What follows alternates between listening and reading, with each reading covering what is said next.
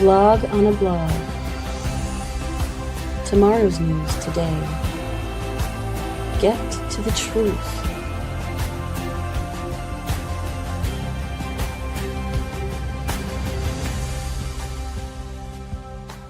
Listen, learn, live. Visit us at yadaya.com. Hey, well, welcome to the vlog on the vlog. It's good to have you back, Noah. If we have you, like routinely, we're going to have to get your avatar up there on a page like with Dr. Jeff or something. You're going to need to demand representation on the intro. You don't want to scare the kids. You don't want to scare the kids. Better keep my avatar off. Yeah. Well, you'd be like so many of the others. You're featuring about as many hairs on your head as we have, and much of the crowd. Yeah, I lost them early. Yep. Hey, I lost them early. Yep. Yeah. Fortunately, it's the one thing that I still have some left here. Yep.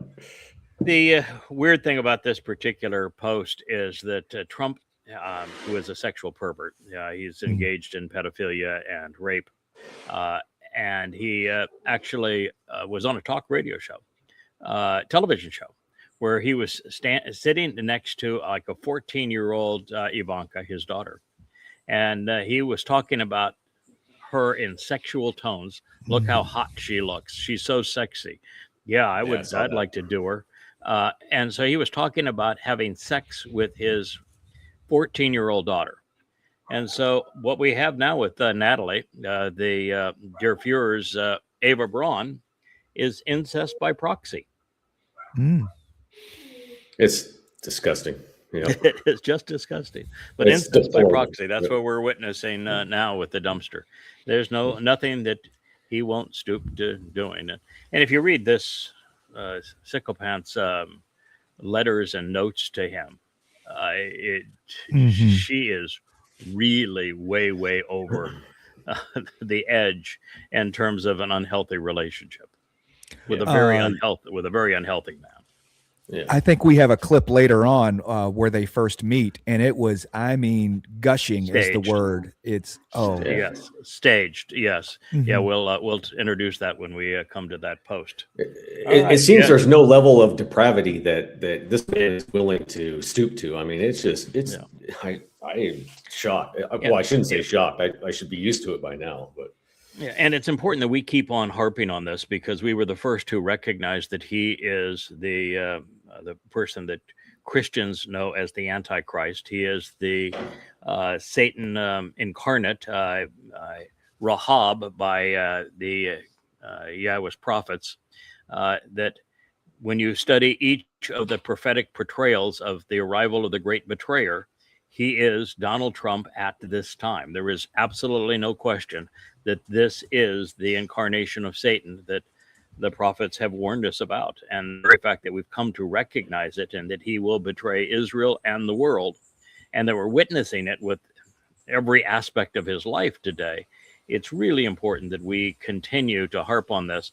And it's not just because it is one of the great discoveries ever, but it is also because he betrays Israel.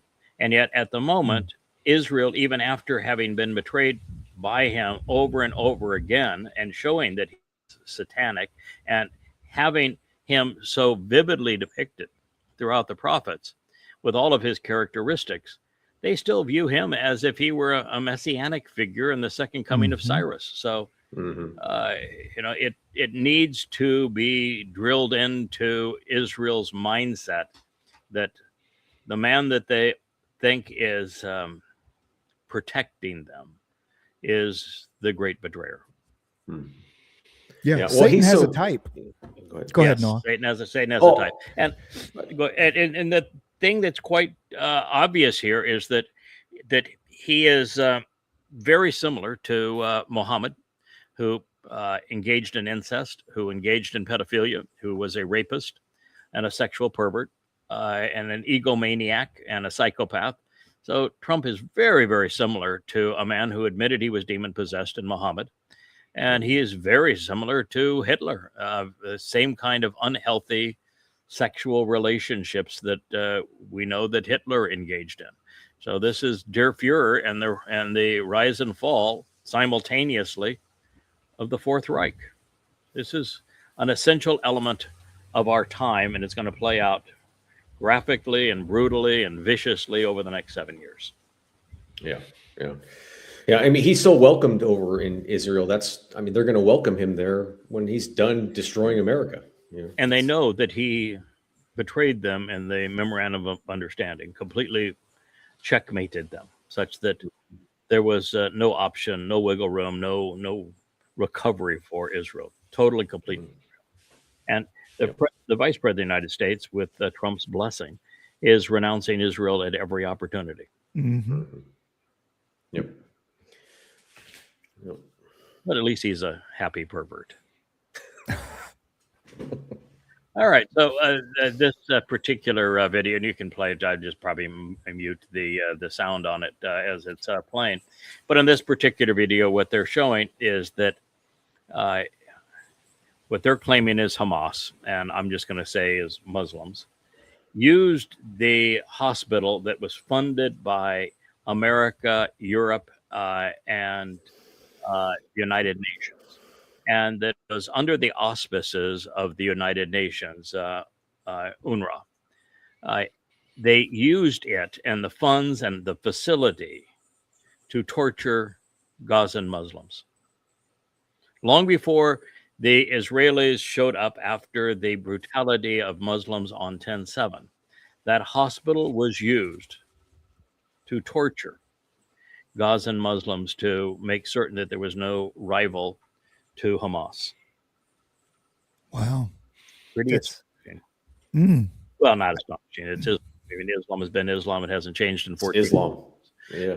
We shouldn't be astonished, shouldn't be surprised, but you're taken aback when you realize that that the West can continue to fund and embrace a religion that is this disgusting, this horrible, this vicious.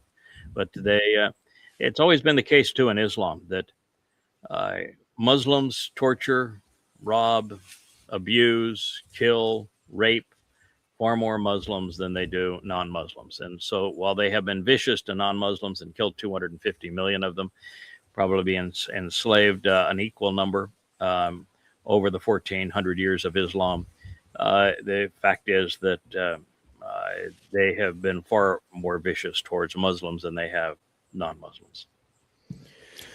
Yeah. I just saw recently, I guess, Dearborn, Michigan is turning into quite the Muslim home front.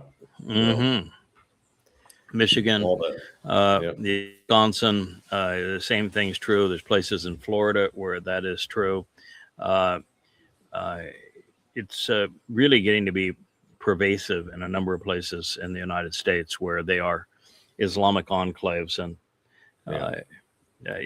fortunately, America doesn't have sufficient time for Muslims to take over the country, even with the Democrats promoting Marxist Muslims, which is, that's an oxymoron there if there ever was one. But there isn't enough time for them to get any serious influence in America politically, because America is going to be destroyed economically long before they rise to power. It's destroyed militarily, destroyed in every which way by Trump. It's only got 7 years left, and it's decaying at a very rapid rate. But if it had more time, Muslims would likely destroy it. They can't conquer it, but they can destroy it. It's like so much of the world that they colonialized. They destroyed it. They were parasites. Yeah, I wonder. I understand that they're not going to have much power politically just because of the time frame. I agree with that completely. I wonder with the pieces that are left as the economy collapses, and we have, for lack of a better term, the balkanization of the U.S. City states, that sort of thing. Islam is very, very prevalent in prisons, and so whenever those prisons open up because of lack of funds and whatever, that you're going to have very, very violent Islamic, there's a possibility of that because of the 8th surah of the Quran says stealing is lawful and good. Mm-hmm. And the Quran, murder is the highest calling of a Muslim. So rape is approved. Pedophilia is acceptable. So really, the most heinous things that people can do, including lying, are approved by Allah in the Quran and Hadith. So the more America moves towards anarchy with the collapse of its economy, the more you're going to see Muslims acting like Muslims, and it will be bad. And of course, it's the prophet Zechariah who says that 2 out of every 3 Jews are going to die in this 7-year period. 2 out of every 3 Jews can't die if the death is limited only to Jews in Israel. And since 40% of the Jews worldwide live in America, there has to be a jihadi killing machine for Israelis or Jews, I should say, in America. Particularly with the concentration of them and the easy identification of them as part of the Haredi cult in the Northeast, New York, and New Jersey. Yeah.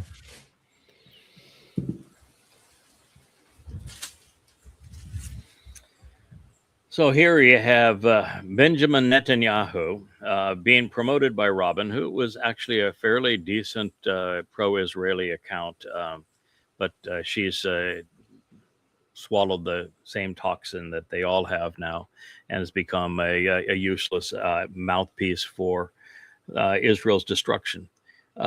She is reposting Benjamin Netanyahu line and saying for nearly 4,000 years, the land of Israel has been the homeland of the Jewish people. It's always been our home. It will always be our home. If you don't know your own history, why do you expect people to believe you? The truth is quite different than that. Israel is actually a naming convention. It was applied to a very specific Babylonian. In fact, a really creepy fellow, Jacob. One day, Jacob was purebred Babylonian on his mother and father's side, and his grandfather and his grandmother. He was as Babylonian as you could possibly be, purebred. And the next moment, he's renamed as Yisrael.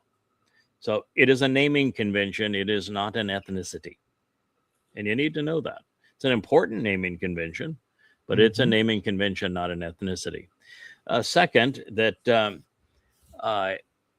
this occurred 3,860 years ago. Now, that's close enough to say nearly 4,000, except there was no Israel then. There was a naming convention for individuals to be known as Israel, but there was no land of Israel, no state of Israel at that point. And that would not actually occur for quite some time. As a matter of fact, Israel as a nation was manifest when Israelis foolishly voted for King Saul. Against Yahweh's advice. Against Yahweh's advice. They rejected Yahweh for King Saul. And that was not 4,000 years ago. That was 3,000 years ago. And that was if you want to brag about that, that was not only a complete rejection of Yahweh and a disastrous move. Israel as a united nation only existed for 100 years.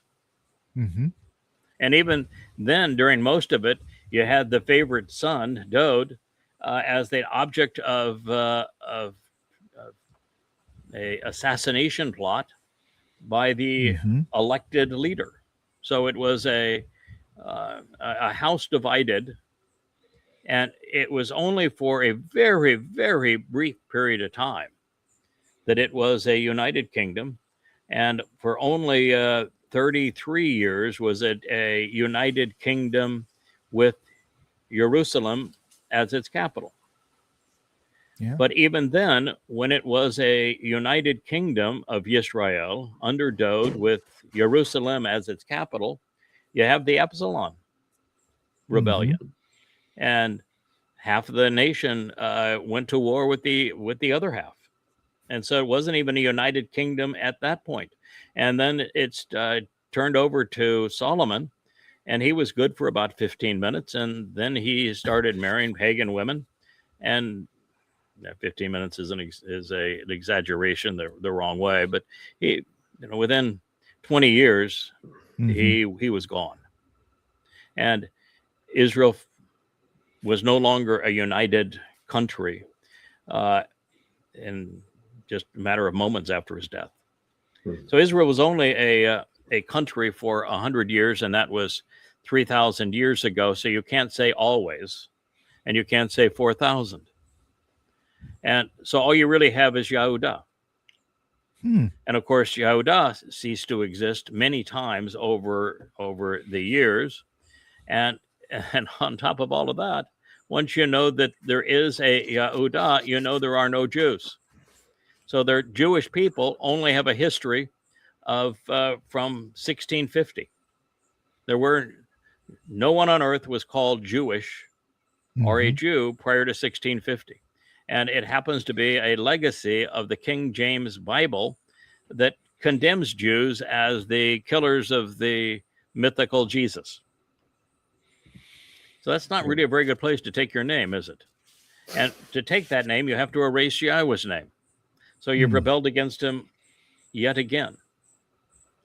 So in this talk here, by not knowing your history, not knowing your God, not knowing your own heritage, you've made a mess of things. You've just done nothing but showed that, Robin, you don't know, that Netanyahu doesn't know. And what did Yahweh say about not knowing? What's the consequence of his people when you are in this condition and you don't know? Yep.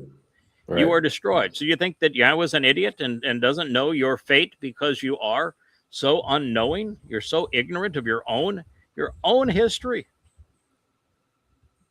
Because you don't know it, you're going to be destroyed. That's what's happening. And this man is leading the charge to destroy you. And now you're promoting him, Robin. Why would you do that, Robin? You're smarter than that. You should be better than that.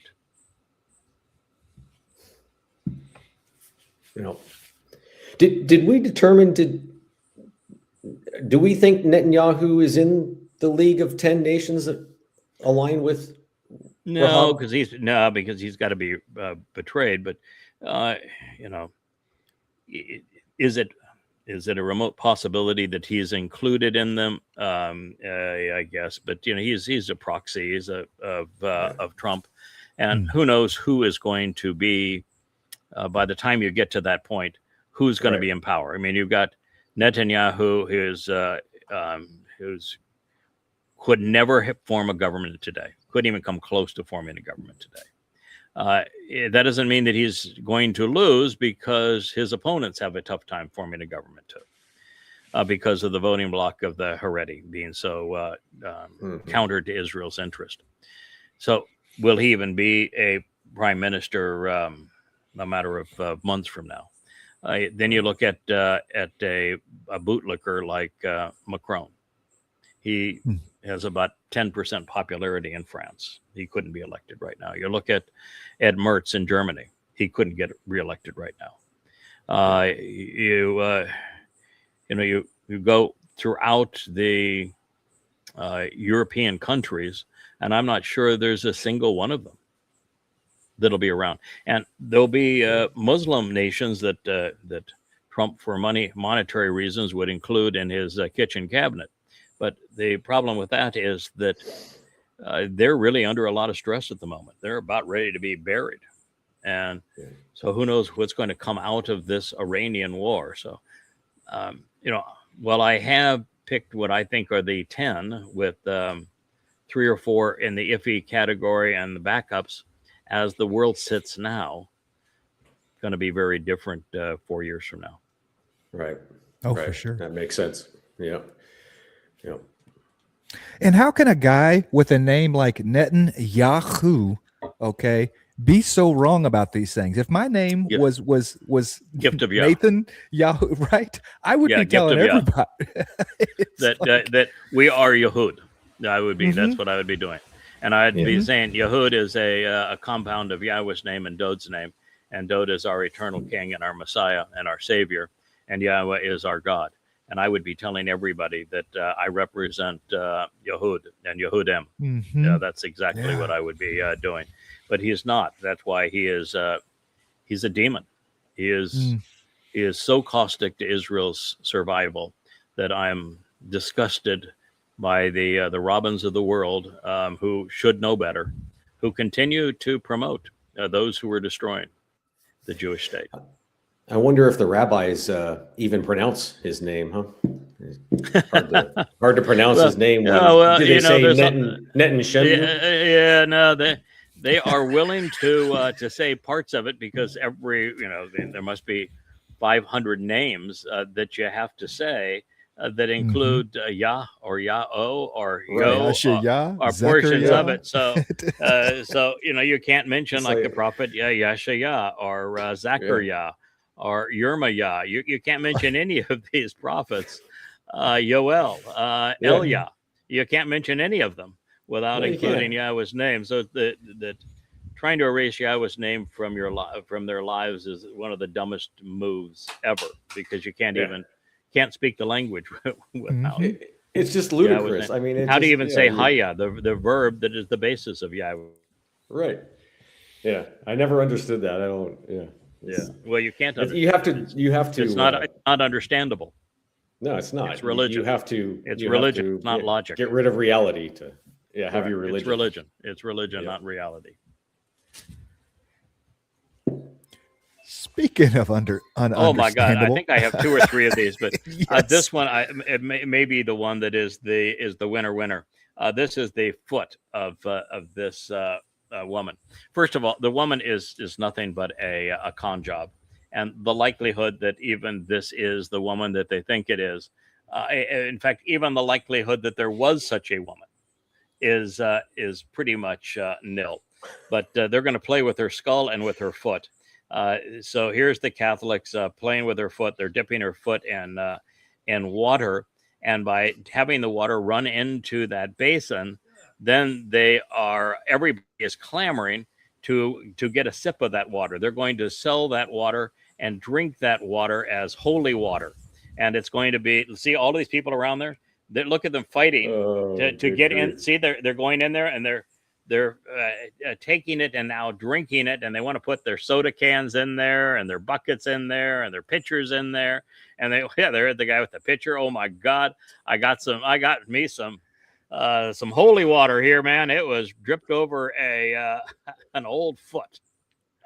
Dead foot necrotic water. Oh my gosh. Religion is a mini stupid thing. So who is this woman? They called her Saint Agatha, and her sainthood isn't over anything she said. There isn't a single word from Saint Agatha. So did she write about who Yahweh is and how the Moedim are fulfilled and where we are on the timeline, and that Dod is the Messiah and the Son of God? Did she reveal something that was like helpful for people to know? Nope. I'm guessing not a word. No. Yeah. Not a word from Saint Agatha. No. The rumor on Saint Agatha is that. Well, first I should back up and say, the whole Christian martyrdom thing is part of the religion. It's interwoven into the religion. The Romans had no interest in martyring Christians, none. In fact, it got so bad that if you actually read the Roman history of this, they got so tired of Christians trying to get them to martyr them that they would say, here's the rope. You go hang yourself. You want a knife? I'll give you a knife. You want to do yourself? Just get away from me. You're a waste of time. And so the Romans had no interest whatsoever in martyring Christians. They had a lot of interest in martyring Jews, but not Christians. And so this whole book of martyrs, and it's all fabrication. And the reason they fabricated it is because the religion has no credibility. There's not a single contemporary eyewitness account of an alleged Iusu Christu, and of course there wasn't a Jesus until 1650 CE. So the religion has no credibility. And of course, even then, the caricature of said Jesus is nothing but a product of identity theft. So since there's nothing credible, they want to make the religion appear credible by showing that people were willing to die for it. And if you're willing to die for it, well, that must make it true, or it makes the person willing to die for it an absolute idiot. Take your pick. Mm-hmm. I mean, if you want to believe that a religion is proved true by martyrs, then you're going to believe that Allah really is a god and Muhammad was a prophet, because there are Muslims all around the world that are willing to die to get the rewards of the Islamic brothel. So it doesn't prove anything other than stupidity. But nonetheless, with weak minds, martyrdom is something that people think is a validation of their faith, because there's no logic behind it. So they imagined 90% of it, and the parts they didn't imagine, they perpetrated their own crime. So in this alleged sainthood miracle, Miss Agatha was approached by a Roman who wanted to have sex with her. Now, why would the Roman say, "Hey, you're a troublemaker. You're the kind of people we're persecuting as scum, and I have the ability to have sex with any classy Roman gal that I want. I've got all of these slaves that are my slaves that I can do anything I want to, and yet, nevertheless, I want to pick a lowlife that is part of what we are doing as a empire that we are allegedly martyring, and I want to have sex with you." And her great victory was, "No, I must remain a virgin, so I will not have sex with you, so I can remain a virgin." And he allegedly decided, "Oh, well, then if I can't have sex with you, I'm going to carve off your breasts." Almost like he was giving fodder to what Muhammad would later write. And then we're told that to make her a saint, that Saint Peter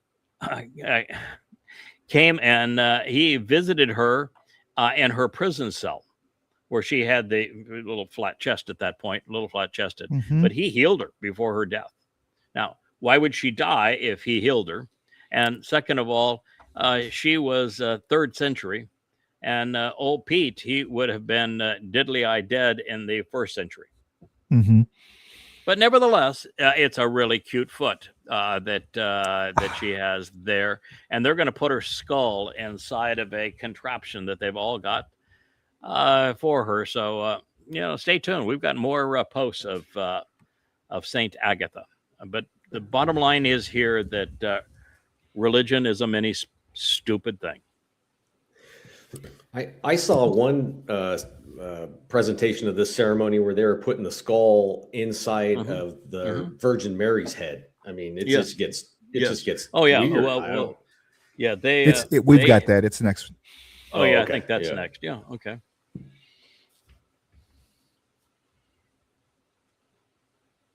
Just bizarre. There you go. Yeah.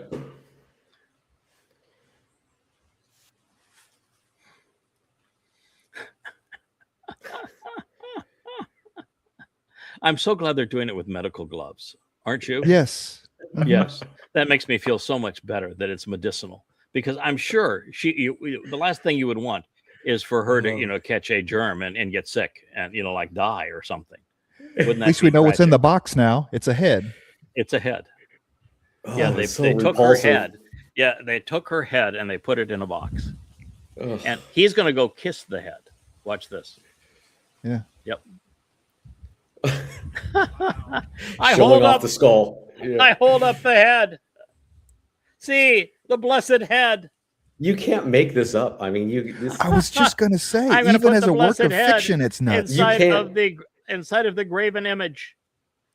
This is hard to make up. I mean, Yeah. This is so bizarre. Yeah, it's just creepy. Religion is the creepiest thing ever. And of course, now she's the patron saint of women who have breast implants and women who have cancer, breast cancer, and she's the patron saint of women who are raped, and she's the patron saint of that is the closest to the Blessed Virgin Mary, who is the Mother of God and the Queen of Heaven, so that they could have Easter all per the Babylonian religion. But the Babylonians weren't this queer. I'm here to tell you, this Roman Catholicism is far weirder and more repulsive than any aspect of the Babylonian religion. Takes it to a whole new level, doesn't it? I mean, obviously she's the patron saint of skulls and other people's heads. I mean, it's just weird. Yeah. Patron saints of OnlyFans accounts. I mean, this is just, oh my gosh. Yeah. Yahweh says specifically, don't touch dead bodies, and if you do, you're dirty for 7 days, man. You know, it's and he says, don't make religious images and don't be religious under any circumstance. Yeah, it's they just don't see. Oh yeah, we're gonna parade it. We're gonna parade it down the street. Yeah, there we go. Oh my God, if I can touch, I just get near it. I'll near it. That's so godly. All their religious artifacts and yeah, there it is, and the skull is inside of there now. You can't make this shit up. No, you can't. Christianity is dumber than dumb. All right, there, sir. Now is a big silver giant vagina to stick the head into, just like the Muslims. Yeah, there we go. Yeah, there we go.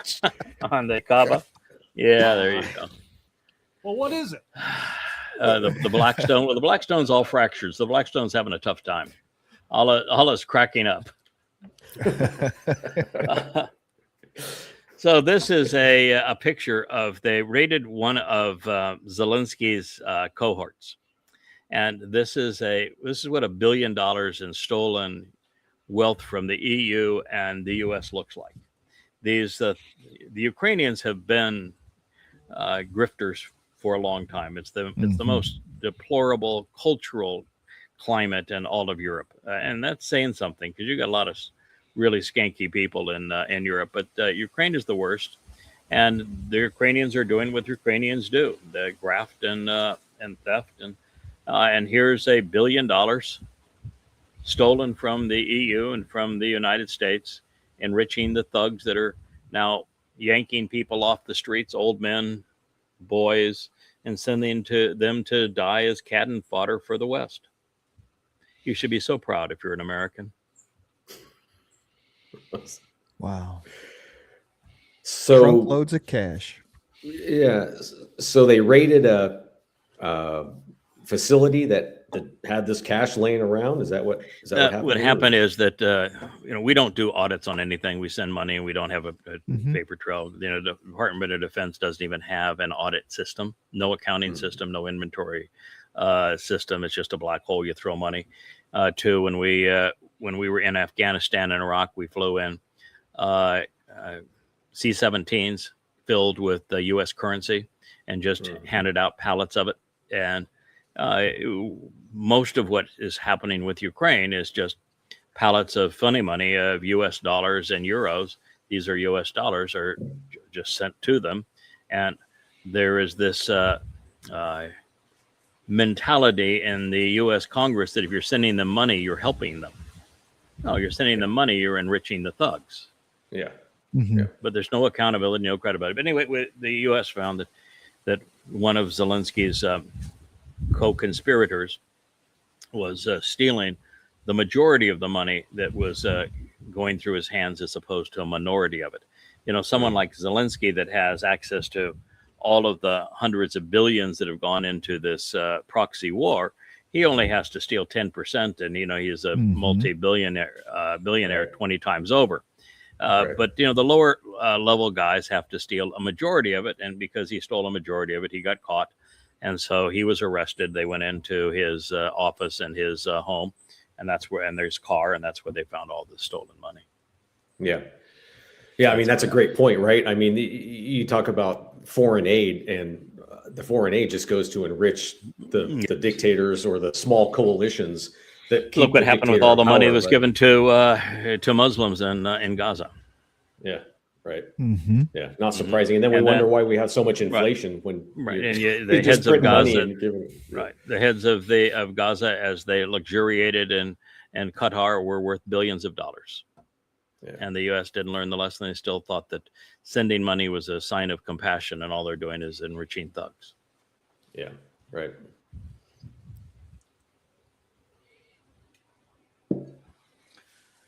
You know, this is another dreary day in Ukraine. Those aren't clouds, that's smoke. Mm-hmm. And it's smoke from more of Ukraine going up in smoke. And the reason is that today politicians are at a complete loss to understand cause and consequence. You do something, there will be a consequence, and they don't understand unintended consequences either. So cause and effect and unintended consequences are things that they do not ponder. And we're witnessing that now. And, you know, what is Iran now? It's a rump state. They have no access to resupply. They have no means of making money. They have no means of even making their weapons. They have no power. Their water supply is now corrupt. What's left? Mm-hmm. Their locomotives were all Russian. They've been destroyed. They have no air force. Yeah. All they have is cheap drones, which they make, in the little houses, and the drones that they get from the EU. Makes you wonder what the point of all this is. I mean, what's this? Well, there was no point of it. It's United States started a proxy war 20 years ago, so they could steal Russian assets.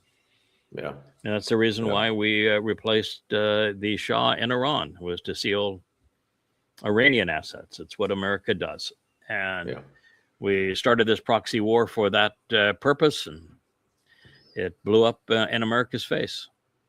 Yeah. And apparently the Ukrainians can't even leave. I mean, otherwise there would be half of them have. I mean, half of the but that was early. Is gone. Yes. Yeah, half of their population is gone. So they lost half of their population to either sending them off to die on the front lines, or they said we want no part of this, and they left. So obviously, the reason that half of them left is that the last time there was really a fair vote in Ukraine, they voted for a pro-Russian government, and then America deposed that pro-Russian government. And once America did, those who were pro-Russian left. And so half the country's gone. How do you function in a society like this, where you're getting bombs dropped on you? You don't go to work, obviously. You have a hard time finding food. Yeah. I mean, their warehouses are gone. Their means of distribution are gone. Electricity production is gone. Do you see any lights on in any one of those buildings? No. It's still dusky. No, not a single light. No. They have no. It's like a total collapse. Heading into winter, they have no means of generating heat. Yeah. No means of distributing. Means of distributing food. But I guarantee Zelensky is doing just fine in his house. He's probably warm and air conditioned, and absolutely. It's always the people that get the worst of the wars. Yep. Yeah. What else do you have there, sir? Oh yeah, here. Close up of the skull here. Yeah, this is. Yeah, you can play this just because this is really. It's just so creepy. And look at she has a face on this one. It's like a horror movie. I think she's a blonde, isn't she? On that one. Yeah. It's straight out of a horror movie. Yeah. It is. Oh yes, let me bow to it. Yeah. Oh man. I'd like to set that up against Yahweh's second statement on the first of the two tablets. Thou shalt not be religious. Thou shalt not create graven images. You shall not be associated with anything that is a depiction of anything that is being used religiously. Don't do that. And then saying the father's parents, actually, because it's both. It's male father with the feminine ending makes it parents. Parents corrupt their children to the third and fourth generation. Y'all shouldn't even have to tell you to not do any Be of this religious goofy stuff. Yeah. But still, the second It should be statement he etched in automatic. stone. Yep. Right. And Yeah. well, the first statement was, "My name is Yahweh. You're not going to exist with any other gods in my presence." So Jesus Christ would completely condemn every Christian. Yeah. Just the name. The fact And that the y'all second- has to explain it so vehemently on a constant, it's amazing to me that he's even willing to deal with us at this point. I Yeah. can't. Well, he doesn't like people very much, but he does want No. people to be without excuse, and he does want us to prevail in the end, and at least have a remnant. Yeah. So out of billions, we'll have thousands. I think he's very comfortable with just the family that we have right now, The because 2.5 billion Christians, they are not salvageable. The 2 billion No. Muslims, they are not salvageable. The billion Hindus, not salvageable. The billion Marxists, not salvageable. The billion conspiratorialists, not salvageable. So you've taken, what, 8 out of 8.2 billion people, and you've already made it impossible to reach them. So we'll do pretty good as a percentage of the salvageable people. Mm-hmm. Yeah, the number says a percentage of the total population will be, negligible, but amongst the people that are potentially salvageable, we'll have a pretty decent result. Yeah. Well, I've been convinced for a while, and I know you've talked about this. I know Kevin has too. That this teaching here that we're learning right now from you, this is for the family that's moving on. I mean, Absolutely. It's not for these people. Would never, anybody here at this festival would. Wait till you get a load. Couldn't possibly comprehend a comprehensive analysis of the statements that Yahweh etched in stone. It will it'll take you up a notch. That is for darn sure. Well, that will take you down to hell. A correct, amplified, and explained presentation of the 10 statements will take you to heaven. Yep. So here's the dumpster. This is Glenn Dyson, and he is saying that Trump's economics make no sense. What Trump is saying is that interest rates only go up when a nation is weak, and they go down when the nation is strong. No. It's first of all, when it's bonds, it's called yield, actually not an interest rate. It's called a yield. And the yield on a bond is based on the same things that run all economics, called supply and demand. The United States has increased the supply. When you increase the supply, you devalue that asset. If there was if you were a community of farmers, and there is one tractor for sale, and that's the only tractor, you're going to pay whatever you have to pay to get that tractor. Mm-hmm. If there are fewer farmers and there are 1,000 tractors, you can probably pay $1, and somebody's going to say, "Yeah, please take this piece of shit. No one else wants it." And so it is supply and demand. If you increase the supply, you have devalued that asset, and so we're in a position right now where America has grossly increased the supply, such that the currency isn't worth much of anything. And because we now have a track record of consistently increasing the supply, if you buy $1 at a certain price and you're paid back in dollars 10 or 20 years later, after somebody has messed with the supply by 5 to 10% every year, and now they have to mess with it by a big margin to pay the debt, then what you're being paid back in is worthless dollars. So that's you're putting $1,000 in, but the $1,000 plus interest you're getting back is really worth $500. So you're being raped. 30 years, it's yes. 30 years, it wouldn't even be 30 $500. years, it's $3. It's $3. Yeah, it's nothing. And so this is the issue, and the fact that the United States has weaponized the dollar. We weaponized the dollar in Iran with Russia. We've weaponized it with China. We've weaponized it with India, and And so once you've weaponized your currency, nobody trusts it anymore. And once you've proven that you can't repay your debt, you are certain to default. Why would somebody want to loan money to somebody who is certain to default? And the United States is certain to default. Mm-hmm.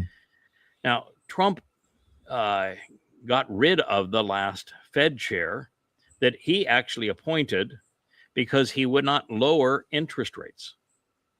And Trump demanded it. And now interest rates are going up. The yield on bonds is going up faster than any time that we can remember. It's now back to the point of the last recession in 2008. Mm-hmm. And there's no restraint on it. And at the same time, inflation is going up because we don't have a buyer for the bonds. Japan was the largest buyer. They're a seller. China was a large buyer. They're a seller. The EU was a large buyer. They're a seller. Once upon a time, Saudi Arabia was a large buyer. They're a seller. Russia was even a buyer. And of course, they're not anymore. So without buyers, the U.S. can do is to increase the monetary supply to create the money that is pretend money that is used to buy the bonds that nobody wants. So by doing that, what you're doing is you're devaluing your currency so that you have to have even a higher interest rate on your currency because of the fact that you're devaluing it. So it's a death spiral. And at this point, at 5% on $40 trillion, you're adding $2 trillion a year to the debt, even before you have the deficit and income versus expenditures, which is almost $2 billion. So at this point, we're adding $4 trillion of debt to the deficit every year. Yeah, and you say buyers like they have a choice. I mean, let's be honest. The American military exists so that we can strong arm everyone else into using that currency. Bretton Woods exists so that we can strong arm everyone. If they even had a choice, they wouldn't be buying them in the first place, right? Well, now, I mean, now they and have that's a what choice. BRICS is. That's what now BRICS. They have a choice. Mm-hmm. BRICS, yes, and America caused BRICS to happen, and this guy has ruined it. And here we have a president here that claims, and the MAGA believe that he's this great businessman, and yet he's an ignoramus when it comes to debt. I mean, a complete ignoramus. This whole speech here is utterly stupid. Well, and from his point of view, if we have lower interest rates, it means we're doing great. So we must be doing great, right? That's the whole scam. Well, no, because interest rates are going up, so it means we must be doing shitty. So but we're not. We got all this money's flowing in. That's what he's trying to say. No, but you don't get it, Kevin. Mm-hmm. Interest rates on yield on the U.S. Treasuries are skyrocketing upwards. Mm-hmm. He made a speech that says when a country is healthy, they go down. When a country is weak, they go up. They're going up at an unprecedented rate. He's admitting that his country is screwed. Mm-hmm. Mm-hmm. He's admitting that he fucked America. That's what he's admitting. Mm-hmm. Yeah. That's how stupid by trying. He is. Oh yeah. No, by tying an increase in yield to the health of a nation, he has demonstrated that and acknowledged that he has screwed America. That interest rates were very low when he came into office. They have skyrocketed, and as a result of that, by his definition, he has screwed, blued, and tattooed the American economy. Congratulations, idiot. You just confessed to your crime. But you're too stupid. And your MAGAs are so stupid, they don't even know what you just confessed to. Or that you're an ignoramus on basic economics. This economics is not a complicated thing. Yeah. And yet he is clueless. Yeah. It doesn't really matter because he'll just blame it on Biden or Kamala or Hillary Clinton or whatever other Democrat. So if that's the case, then why has the debt risen more under Trump than anybody else? Right. If that's the case, why were interest rates lower under Biden than they are now under Trump. Yeah, right. Yeah. Now, he can't explain it. He just trips on his own tongue. Yeah. He doesn't care about explaining it. He trip on his own dick, but it's not big enough. Yeah, exactly. Yeah. Oh God. The religious are just so utterly stupid. So this whole thing is Jesus forgave the adulterous woman. How could you be that stupid? I mean, really, you've gambled your soul on a religion that you don't even know your own religion. This gets right back to the post by Robin on how great Netanyahu was in saying that the Jewish people have had Israel as their homeland for 4,000 years, and none of it was true. Do you know when the account of Jesus forgiving the adulterous woman was written? It's even after Eusebius. Oh my God! Eusebius was in the 4th century. It was written in the 8th century. You know, there are hundreds and hundreds and hundreds of manuscripts of the book of Yahuchanan that predate the 8th century, and not a one of them has any part of that section of the dialogue with this adulterous woman. Not one. And all of a sudden it shows up in texts someplace in Asia. And they like it so much, we'll put that into the rest of it. That line, we was without sin, throw the first stone. That's a real beauty. We like that one. It was made up in the 8th century. Yeah. And Jesus didn't exist until the 17th century. And oh, by the way, if said Iusus said this, then he would not be the Messiah, because he'd be lying about what it says in the Torah. Mm-hmm. Every part of it was wrong. There is a way to forgive the adulterous woman. It's in Numbers 5. And it isn't about telling the audience, he who was without guilt cast the first stone. It's about the sacrifice of the Adam of Parah. And so if you actually knew what you were talking about, you would cite Numbers 19 and Numbers 5 for the cure and understand who the players are that are going to deliver it. But you're too stupid that you quote a line that was written in the 8th century, 700 years after the non-fact, after the myth was originally conceived by Paul. Yeah. So how could you be that stupid? And as for Muhammad, stoning isn't something that was ever done in Arabia. Never. Lashing is what was done in Arabia. The Quran speaks of lashing a woman who is accused of by one man of being adulterous. And her reply means nothing. She has to get 4 men to vow that she was not adulterous. And if she cannot get 4 men, she gets just 3 or 2 or 1 or none, then her defense is her confession. And it's by flogging.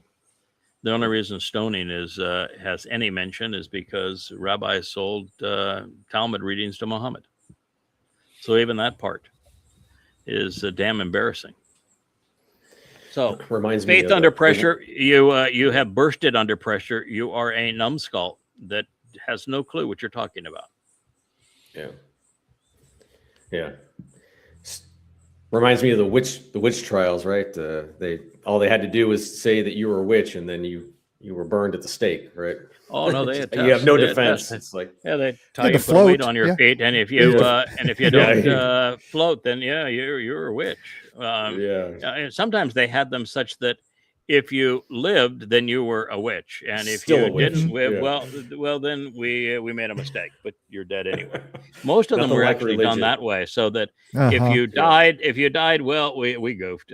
So sorry. God have mercy on her soul.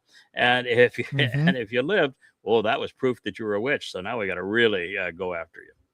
Yeah, religion has always hated women. That's any chance they can get to kill them, rape them. Yep, that's true. That's what Yeah, religion we're gonna does. have some of that tomorrow. We're gonna have Miss Leia is going to be the Mhm. co-host, and she's already picked some of her topics. Of course, they're going to be women's issues, but we do that. We defend women. So if this story has any legitimacy at all, which it obviously it doesn't, but if it did, you would think that people would understand that the adulterous woman would be Israel, right? Not some random woman that Correct. Jesus came across, right? That requires way too much thought, and the rabbis don't even go there. And the idea of comparative religion. So our religion is better than your religion. So our religion must be true, and your religion must be false, because we can cite an example in our religion that's better than your religion. Right. That's why I never once partnered with a Christian when exposing and condemning Islam. Yeah, my lie is not as bad as your lie. It's pretty funny. The Chinese are mocking America. You can play it. It's pretty cute.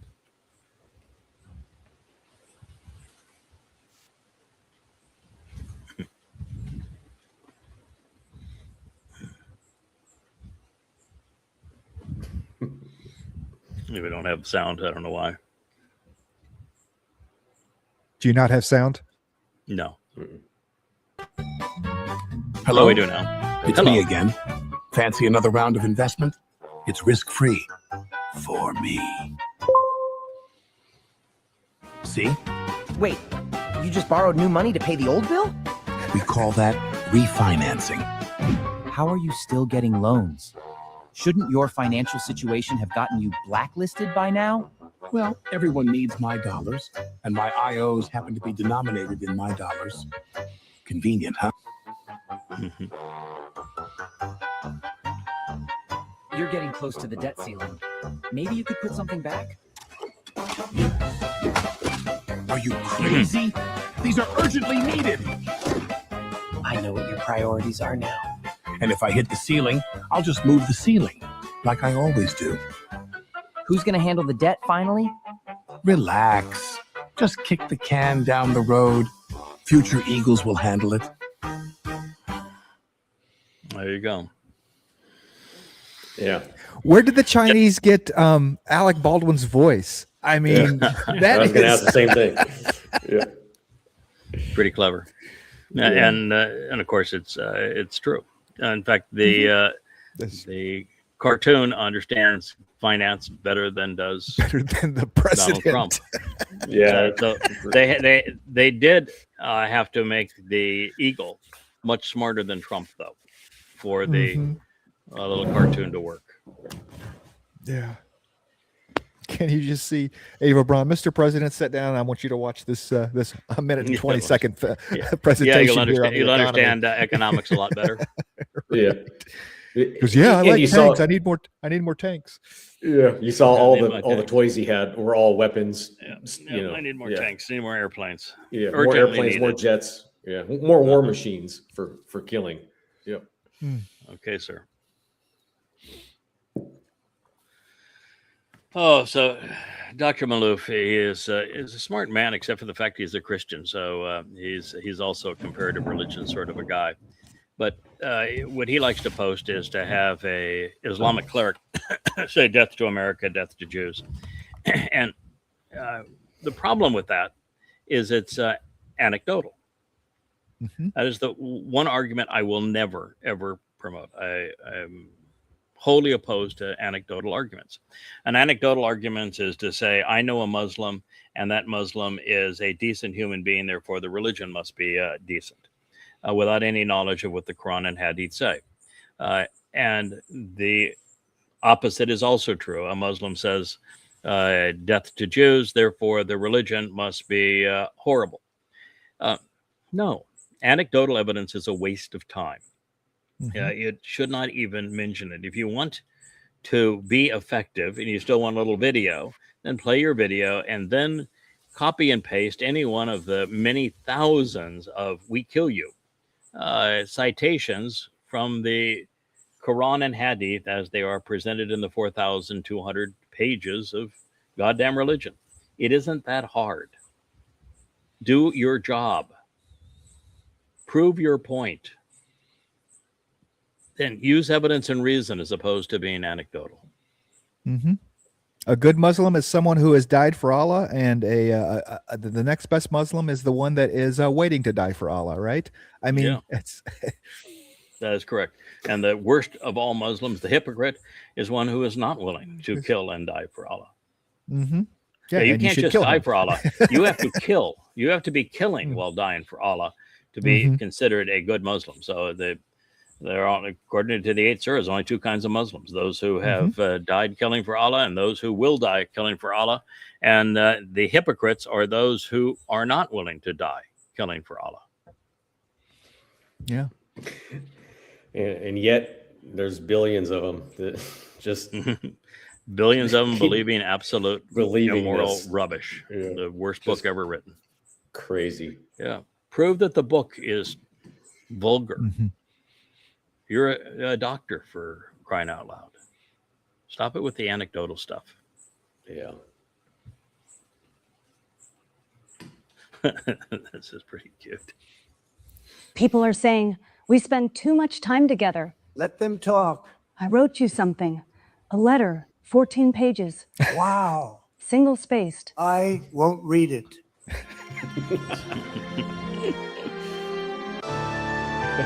There's something I have to tell you, and it changes everything. Whatever it is, we'll face it together. It's the generic ballot. We're down 4. Oh, I thought I got you knocked up. She's onto us. She doesn't understand what we have here. What if she asks where we go at night? Tell her Iran.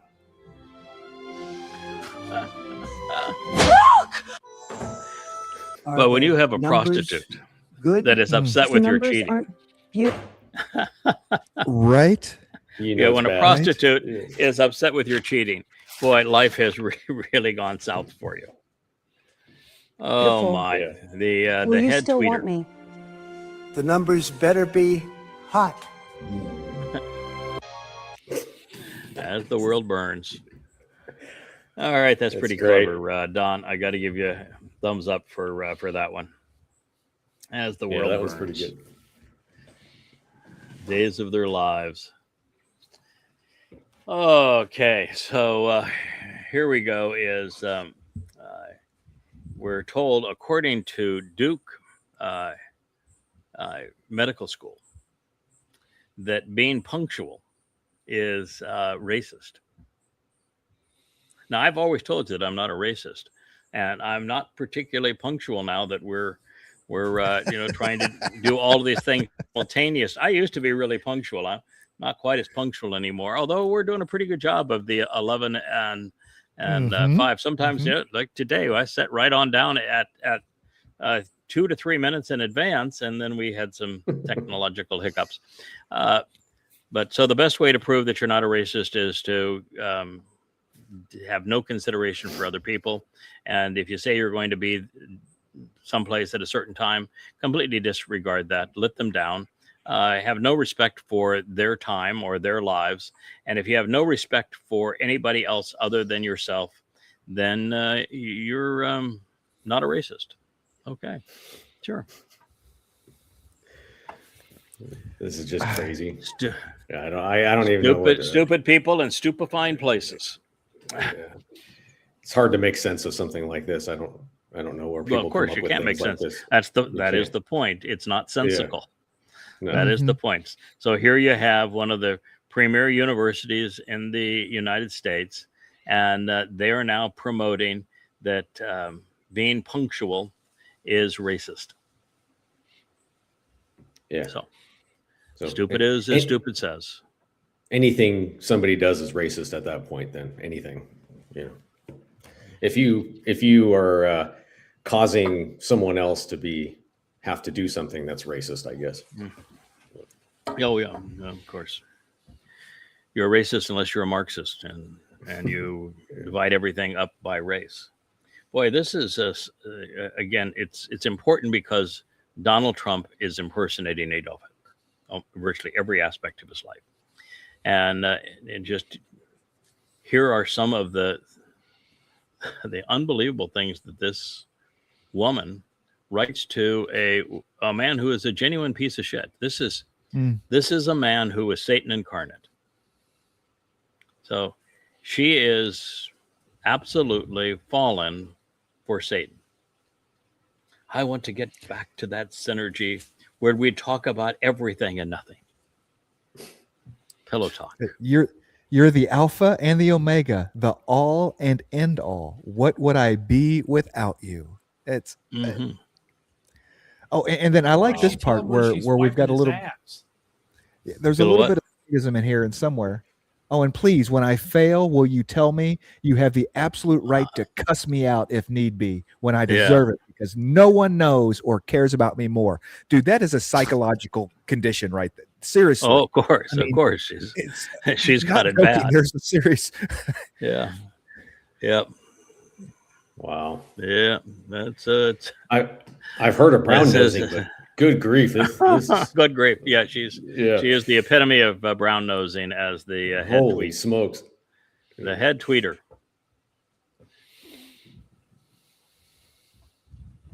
See, Leah wanted to do women's issues. We're doing women's issues. Right. We started with two women. We had And the World Burns. There's nothing more feminine than As the World Burnt, right? Soap opera. Yeah. So here, this is Trump running for president in his first term. And he's having this interview where he says, nobody knows debt like I know debt. I'm the king of debt. I know everything about debt. And then he's talking about that U.S. debt at, I think it was $19 trillion, and how it's at $19 trillion because the Democrats, Hillary, knows nothing about debt. I'm the one that knows a lot about debt, and it's out of control. It's about ready to kill America. And so what you need is a president like me that understands debt, and we'll get this debt under control. And oh, by the way, there's another. So, and now it's, of course, it's $40 trillion. It's more than double that, which means that he was in a complete another fraud. But you'd think that if you were a MAGA and you heard this and you saw what he had done, that you'd stop respecting him, stop promoting him. There's another line in here. He says, I know all about debt. When when you're in trouble and you have debt, what you do is you refinance on such a way that you give the person that gave you that money half of what they gave you. So that's what he's saying is that there's no problem. When you just screw over your creditors. Crisis, you just screw over your creditor. You give them half back of what they gave you. That's how you just it say, works. hey, the economy's not so hot. I'm going to give you half. I mean, I'm going to give you half. Yeah. Now we're back to $19 trillion in debt. In a few years, I'll have it back to 40. We'll play the same game again. We'll see how stupid you really are. Yeah, go ahead and play it. It's just because. Her face. She just can't believe he just said that. Yeah, I call myself the king of debt. I'm the king of debt. I'm great with debt. Nobody knows debt better than me. I've made a fortune by using debt. And if things don't work out, I renegotiate the debt. I mean, that's a smart thing, not a stupid thing. And I made a fortune. How do you renegotiate the debt? You go back and you say, hey, guess what? The economy just crashed. I'm going to give you back half. I like that for me. I don't like debt for the country. I like debt for my company, but I don't like debt for the country. For the country, we have $19 trillion in debt. It's going to be very soon 21 trillion, not billion, $21 trillion in debt. And I will tell you, we are sitting on a time bomb. And Hillary Clinton doesn't have now a gone clue. off at 40 trillion. And President Obama has pretty much doubled the debt since he's been in office. It's always the other party. Yeah, pretty much doubled. Okay, and what did I just do? It's always the Democrats. Yeah, they're responsible for everything. God. No. You're gonna take half. It's okay. Well, every bit of this was evil. I mean, this was really evil. This was a completely immoral man. I'm going to screw my creditors. The people that were kind enough to loan me money, I'm going to screw them. That is what this says. And it also says that 19 trillion in debt is a ticking time bomb. It's devastating. I don't like debt for the country, and it's been doubled. So The one thing that stands out in this, though, is if you were to compare that speech to something that is that Trump has said in this term, what you would notice is that Trump has gone from immoral, a thief, a con man, to a blathering idiot. Yes. These are, well, what he is saying is maniacal. He is talking in complete sentences, and everything he is saying is related to the point. He can't do that today. Yeah. So you just listen to the difference and the ability to process information and speak. So he, as I said, in his first term, he was egomaniacal. He was a narcissist. He was grossly immoral, but he wasn't demon possessed. In this term, he's demon possessed. And that's the difference in these two Trumps. Yeah. I think bankruptcy has been a staple of his economic plans for a long time also. I think anytime he goes, he just files bankruptcy. He made a fortune. What he inherited from his father, who was a slumlord, if he had just put it in a mutual fund in the stock market, he'd be worth twice what he was worth. Yeah. So he didn't make a fortune. The man bankrupted casinos. There is no other meme other than that. I mean, the house always wins. It's people know that, you know what I mean? It's like saying that I don't know, he ran the IRS and lost money. Yeah.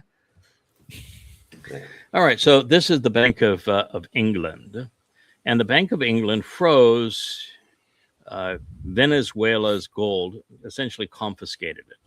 And who knows why Venezuela's gold was in Bank of England, other than it serves as collateral if it's there to borrow dollars to engage in trade.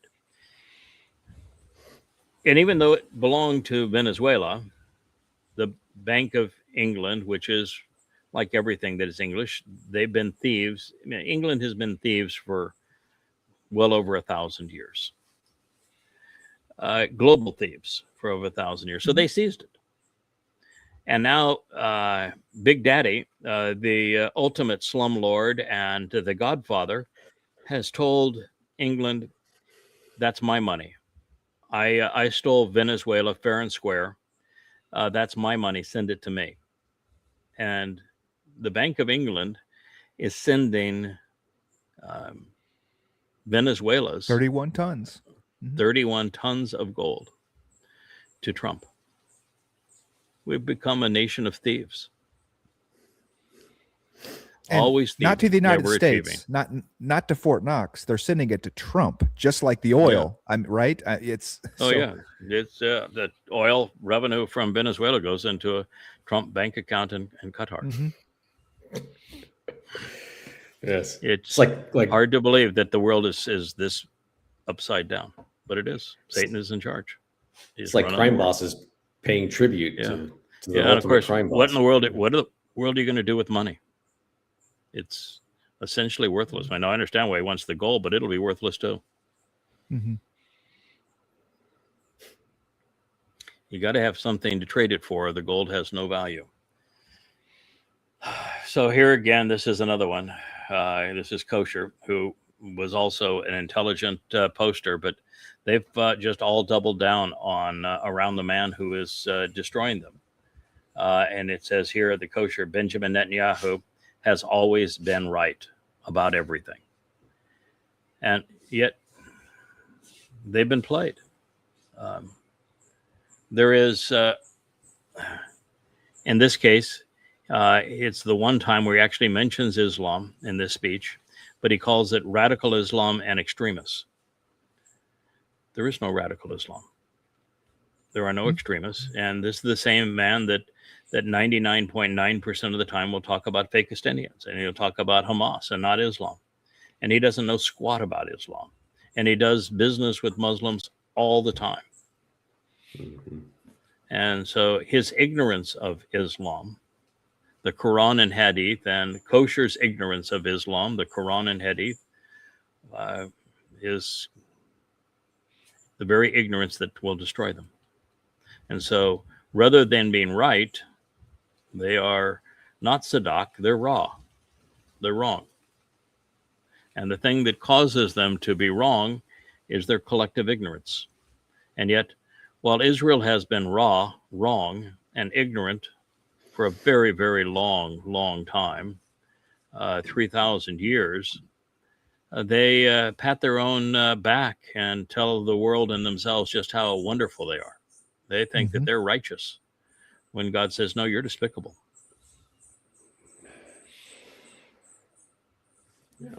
Yeah, they're continuing. This is why it's going to be a miracle of God to find a couple of thousand Israelites that'll be part of that remnant at the end. Couple olives, just a couple olives. Just a few olives out of 15 million people that we know of. It's going to be single-digit thousands. Mm-hmm. And it's because of this mentality by the koshers, believing the politicians that are destroying them, believing the religion that is destroying them. I'm sorry, but you're in real trouble. They've spread that. Kosher is part of the problem. There's, you go through the 10 statements that etched in stone. There's no mention of dietary laws or kosher food, not one. And that was the primary thing that caused rabbinic Judaism. Is they said, the Torah doesn't really say much about what you can and can't eat, and therefore, if you're going to be kosher, the only way to be kosher is to have rabbinic laws, and they justify their Talmud for filling in the void that is there in the Torah, not recognizing that the Torah was never about food. Mm-hmm. Or obedience, or law, or Yes. Yeah. The very fact that there's no mention of a cross or a phylactery, there's no mention of belief or faith. There's no mention of Judaism or Christianity. There is no mention of a New Testament or a Talmud. The very fact that there's no mention of a church or a synagogue. There's no mention of prayer or worship. And there's 10 statements and not a single reference to any of those things that are the basis of religion. And yet the second statement that got etched in stone is overwhelmingly and vehemently anti-religious. And yet the religious claim that their religion was based on it. It's just stupid. But Netanyahu is the same. List of things you can't do. Yeah, Netanyahu, God would say exactly the same thing about Netanyahu said about Saul. By choosing him, you have rejected me. And that's true of you, kosher. By choosing him, you rejected Yahweh. Yeah. They've been very successful at keeping Islam isolated from, by just saying radical Islam, they can separate and make Islam still good, or call it Hamas, or call them Palestinians, or ISIS, or call them Hezbollah, or say it's the mullahs. That the problem is Islam. The problem has been Islam for 1,400 years, and if you can't say it and you don't know it and you can't make a case for it, then you should just shut up and stop making a situation worse by talking about the man who has destroyed your country and saying that he's the one that's right. Yeah. Because I can assure you that because of you have done that, Yahweh views that you have rejected him. And you have. Kosher.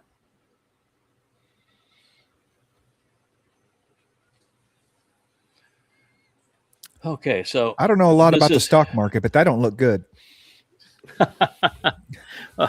What they're saying here is that the bond market is what prices everything. Money is priced based upon the bond market, and you use money to price stocks.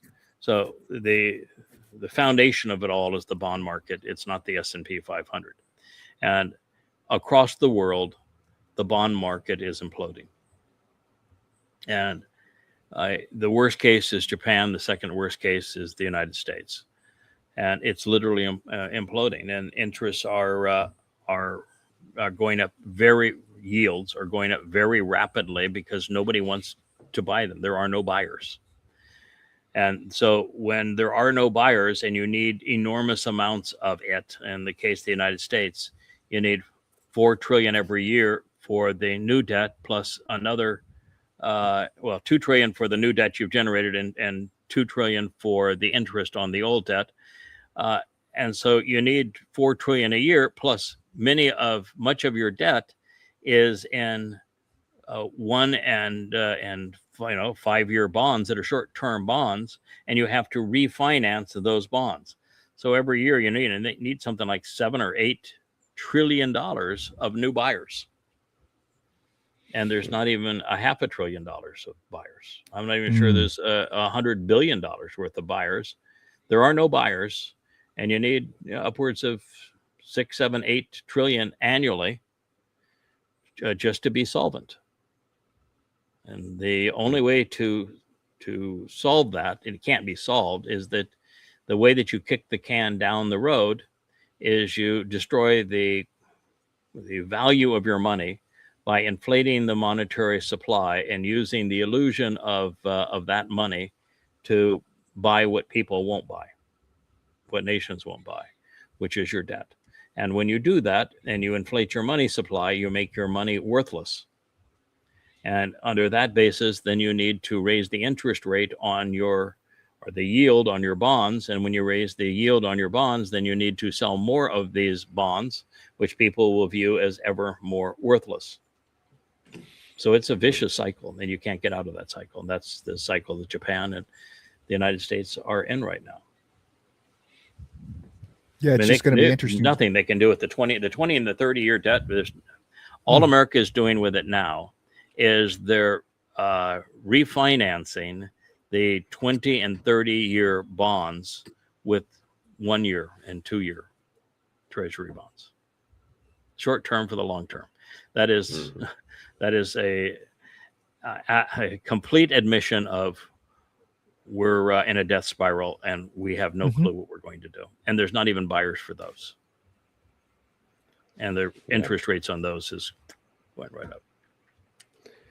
So they just fired up the printing machines to buy them all back to make it look like and of course we talk about printing money. They don't actually print it. They just increase the money supply. Yeah, right.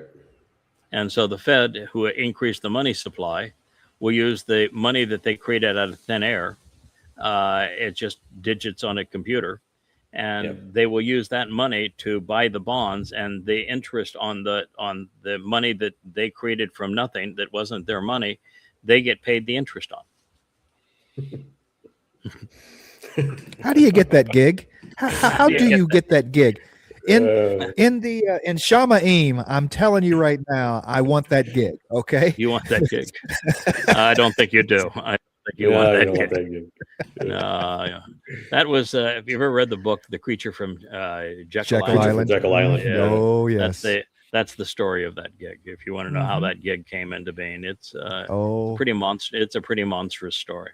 And of course, that story now is so very old, and it's back when the debt was in the billions of dollars, and it was irresolvable then. Yeah. Yeah.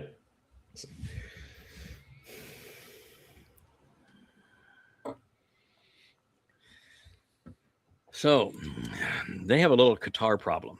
Not only is Trump into the purse of Qatar, but Witkoff got bailed out of his Park Lane Hotel fiasco by money from Qatar, because specifically Qatar was looking for Americans that had access to politicians, in this case Trump, that they could bribe. And so Witkoff was salvaged from bankruptcy on his Park Lane disaster by Qatar for the express purpose of buying influence with Trump. And then they started doing deals directly with Trump in the many billions of dollars with Trump and family.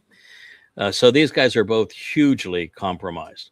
And so this is this idea that they want to somehow work out a solution with Qatar, but both of these guys are compromised, is what Noah Berg wants to say.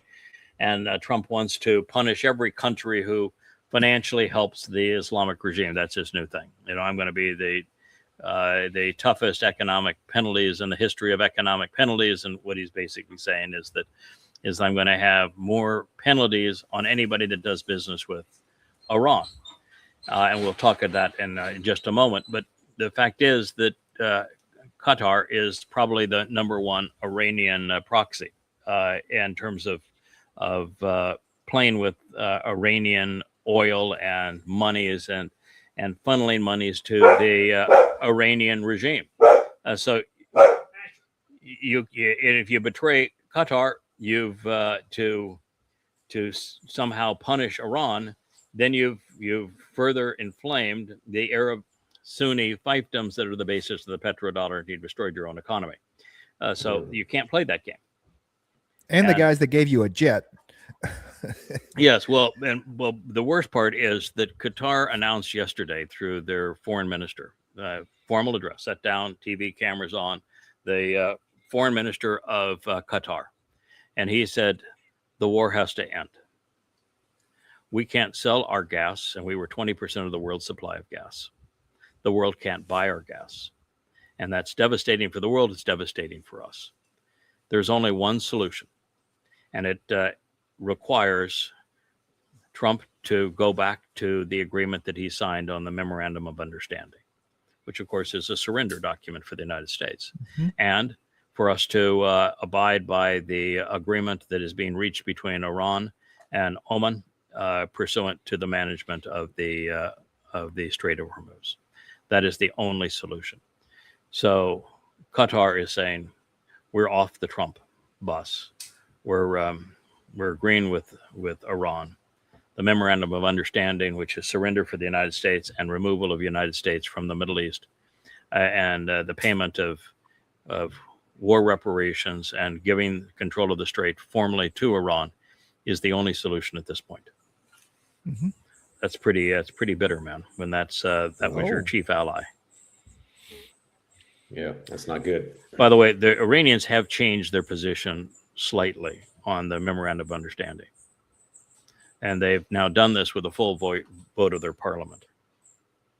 And that is that the previous agreement had the pacing and the mechanism for repatriation of the stolen wealth of Iran that is returned, and the war reparations that would be played out during the negotiation period.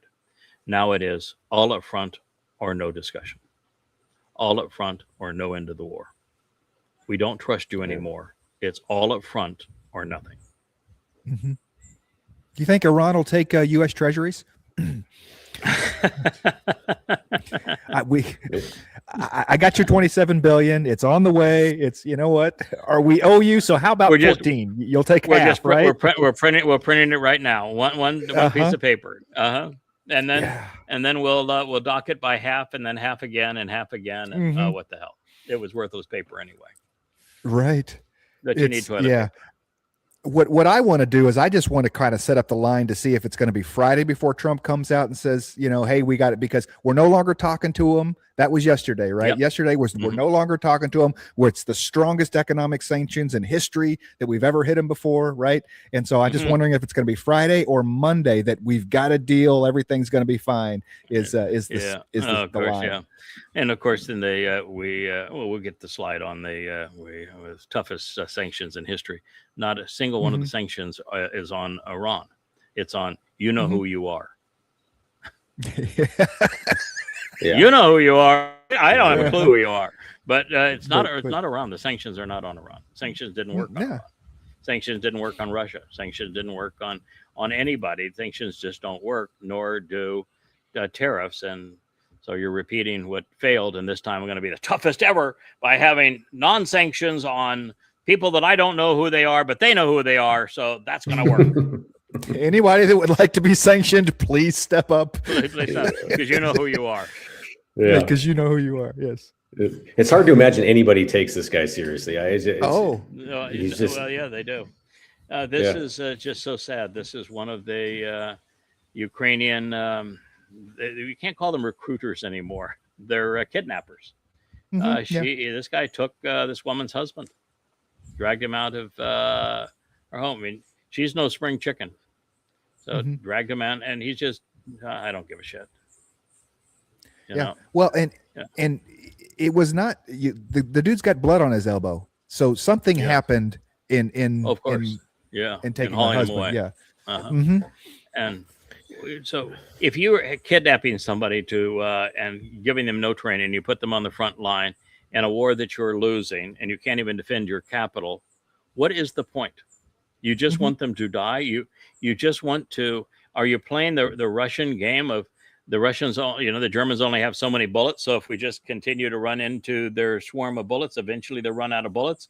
Is that the game that you want to play now, Ukraine? That will just throw more and more young, old, feeble people on the front lines. Eventually, the Russians will run out of artillery or drones or bullets or something, and it'll all go away, because that's the dumbest strategy ever. No, there's no plan. There's no plan from the top down. In it, it's all about the gravy train. Zelensky doesn't want it to stop because of the money. This guy right here doesn't want it to stop because he's getting paid per head. Every head that we bring in, we get a cut. Yeah. So it's all about the dollar. Yeah. Yeah. That are worthless. Picture epitomizes war, doesn't it? I mean, just horrible. Yeah. Okay, there.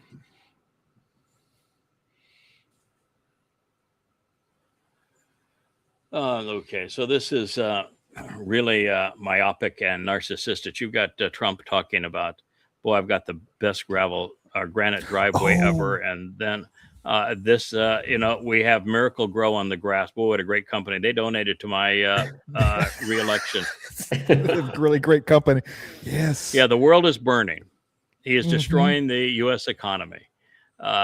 He has completely disavowed the Constitution. Oh, we can listen to it. It's there he is. But let's talk about new the driveway, line, right? Yeah, it's the best granite ever, and this is the best lawn ever, and it's dirt. And we're going to use a Miracle Grow because, well, they donated to my last campaign, and they're the best ever. What a clown! Donated the flagpoles, one on each side. This is a great pole. This is the top of the line. It's top of the line flagpole. This isn't a straight up and down job, which looks not a straight up and down job, man. No, it's a tapered job. Great. I'm very good at flagpoles. I'm really Very good at flagpoles. Look at this. She's laughing. She can't. What's their premiere date? You know? Oh, yeah. What are you going to do? Okay. Next. Just laugh at him. Yeah. Mock him. Idiot. Yeah, this is thank you for the clarification. And here I thought that the pricing of bonds and debt was a function of supply and demand, with increased supply and lower demand making the bonds less attractive. But no, it has all to do with interest rates go up when the country is failing. Interest rates go down when the country is succeeding. And so now that we acknowledge that interest rates are being ratcheted up very, very rapidly, I appreciate your confession, Mr. President. Yeah, you can play just a few sentences of it just to. These ridiculous interest rates, they're ridiculous. Look, when our country is strong, interest rates should go down. When our country is weak, frankly, they should go up. But this country is strong. There's never been in history the kind of money coming into a country as we have right now. He's mistaking his own wallet for the country. And since the interest rates on sovereign debt all around the world are going up, and the demand is going down, it means that countries are in a shit pile of trouble, including the United States, which is leading the charge to, boy, we must be weak, frankly. Thank you for the confession. Yeah, things are so MAGA. obvious. He has to get onto TV and try to tell people that what they're seeing isn't real. That that it's not. Well, that's it's all not, he ever's done. It's just believe the words that are coming out of my mouth, because what you're experiencing isn't real. Yeah. This is quite the deal here. This is the place where he introduces us to Ava Braun, the head tweeter. And he is talking about how this woman was so glorious as a newscaster. She was on a news station that is so remedial that I don't even know the name. It's 3 initials, OA something. I mean, you never heard of it. News? Yes. Yeah, it's you might as well call it a YouTube channel. But I think there's YouTube channels have a lot more followers and listeners than that particular thing did. And it doesn't exist other than YouTube kinds of things.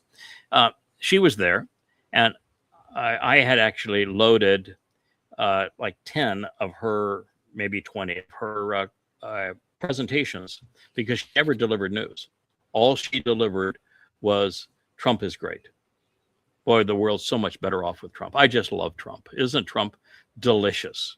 Can you believe that the world would even stand a moment if it didn't have Trump? My life would be nothing if it were not for Trump. That was what she had to say. It was no news. It was, I've got Trump really bad. So now Trump wants to introduce this crazy woman to the world. And he's saying, oh, she was misdiagnosed. I don't know what the misdiagnosis was, but it was a misdiagnosis. Who knows what the misdiagnosis was? I don't know about that. But she was misdiagnosed, and she survived the misdiagnosis. And she is such a glorious presenter of the news. She just lit up the screen, and oh wow, and she might even be in the audience. Is there a Natalie in the audience? Natalie, are you here, Natalie? And she comes up, and she goes into a whole speech that she had prepared. So this, thank you, Mr. President. Now let me tell you about my misdiagnosis. It is as big a setup and con job as the assassination attempt that nicked his ear. It is. It's so obviously a setup. It's just a joke.